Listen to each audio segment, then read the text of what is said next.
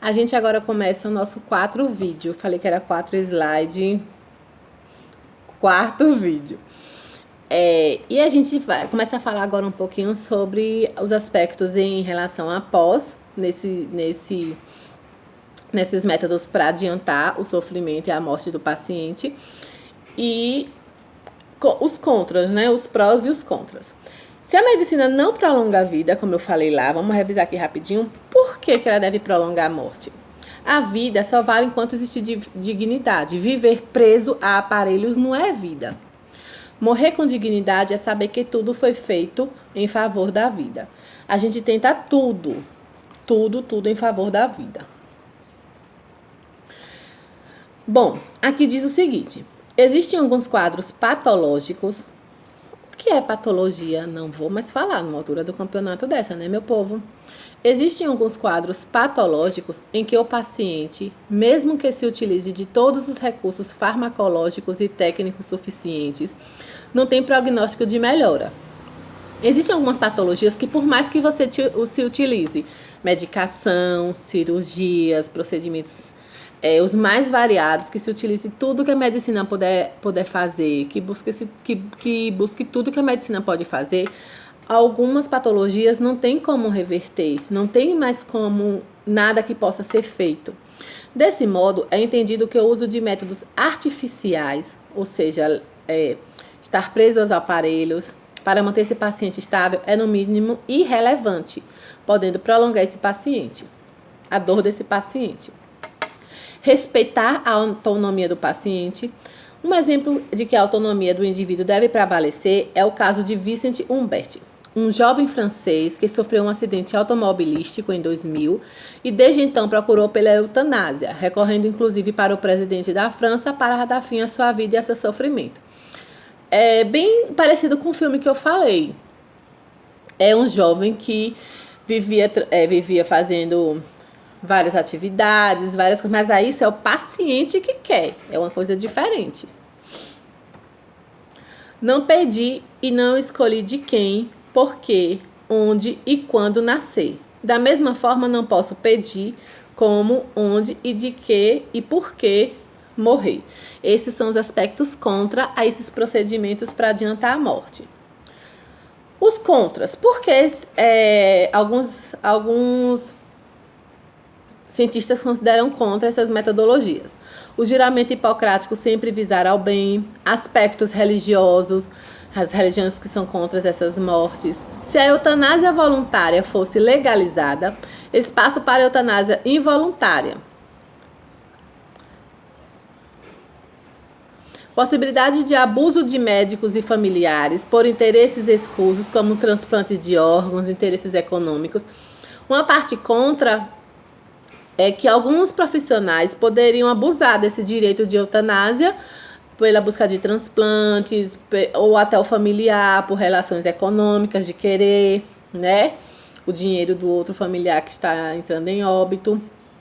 Existe a possibilidade de diagnóstico errôneo, uma vez que a definição de morte é bastante subjetiva, variando de parada cardíaca a morte encefálica.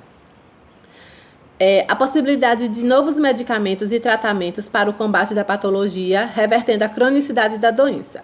Algumas pessoas falam, deixa eu ver aqui, gente. Algumas pessoas falam, que a senhora está descarregando. Algumas pessoas falam que enquanto o paciente ainda está ali, com condições vitais, com os sinais vitais, deve-se tentar, porque pode ser que surjam novos medicamentos, novos tratamentos e aquela cronicidade da doença não seja tão, consiga ser revertida.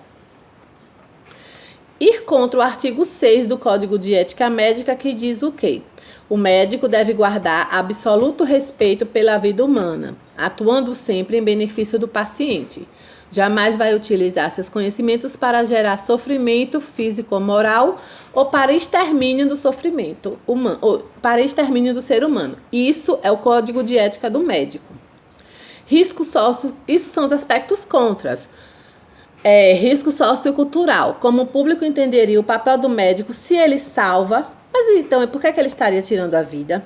risco à integridade moral da medicina, pois os médicos devem prolongar e não encurtar a vida, e os pacientes não podem ter dúvida quanto à sua função. Então, os aspectos contra são justamente esses que a gente viu. O juramento que o médico fez, os riscos sociais, porque se o médico salva, por que ele vai promover a morte do paciente? Vai promover a morte do paciente. Se o médico deve prolongar a vida, por que ele vai encurtar essa vida? A possibilidade de que possa surgir novos medicamentos, novos tratamentos e aquela cronicidade da doença não existe mais. Muitos pacientes acham, sim, mas será se ele vai testar, o médico, a medicina vai testar tudo o que pode fazer? Ou ele vai querer que esse paciente venha a óbito mesmo para transplante de órgãos? Será que o familiar vai buscar tudo para tentar restabelecer a saúde daquele familiar? Ou vai querer que ele entre em óbito mesmo para conseguir pegar a sua herança? Então, são os contras dessa morte assistida em várias formas. Bom, agora a gente vai ver algumas discussões do caso e aí eu quero que vocês pensem sobre isso e a gente conversa depois, certo? Vou ler aqui um caso importante. Um caso de um paciente terminal. Bora ler? Esse caso tá aqui no slide número 55. Paciente masculino de 74 anos de idade, portador de carcinoma brônquico avançado, com múltiplas metástases ósseas, hepáticas e cerebrais. Internado por dificuldade respiratória progressiva. No momento da internação, queixa-se de muitas dores que não estão sendo controladas por um esquema analgésico muito forte. Estão percebendo? Então, o paciente, a gente já percebe o quê? Carcinoma com várias metástases para hepáticas, cerebrais, ósseas, medicação muito forte, analgesia muito forte, em base de morfina por via oral que não está mais surtindo efeito, que também lhe provoca muitos sintomas desagradáveis, náuseas, tonturas, constipação. O paciente tem conhecimento do seu diagnóstico, bem como sua família. No seu primeiro dia de internação, pede ao seu médico assistente que não institua nenhuma medida terapêutica extraordinária e que acelere sua morte.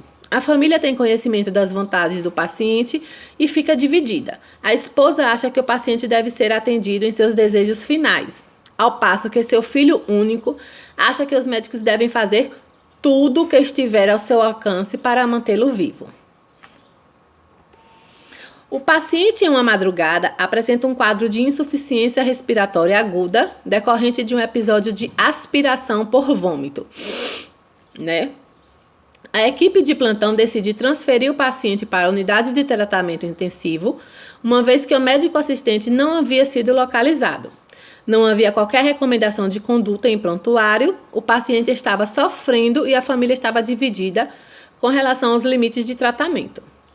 Na UTI, o paciente é intubado e responde bem aos tratamentos clínicos com antibióticos, mas permanece clinicamente instável, com episódios convulsivos, dor e dificuldade respiratória progressiva. O paciente insiste em retornar para o seu quarto com o apoio de sua esposa. Espera um pouquinho, que vai descarregar aqui, deixa eu botar esse...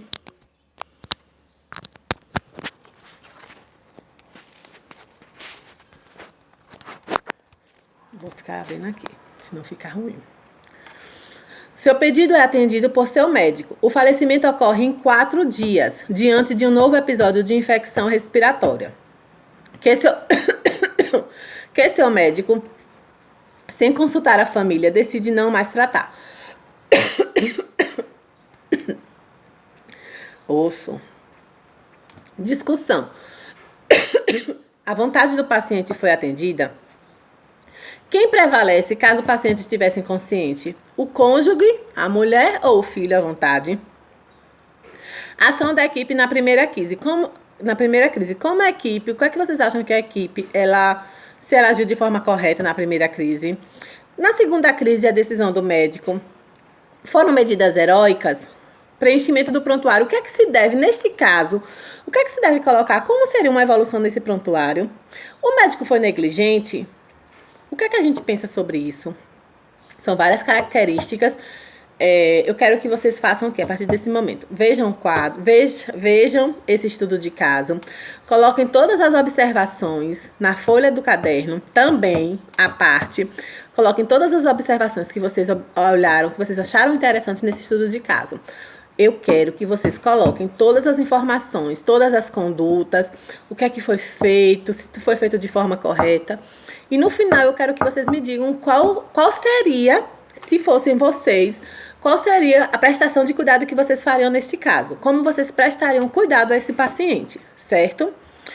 Anota tudo, fala tudo e aí a gente vê mais tarde no nosso encontro online. Vamos para o último vídeo?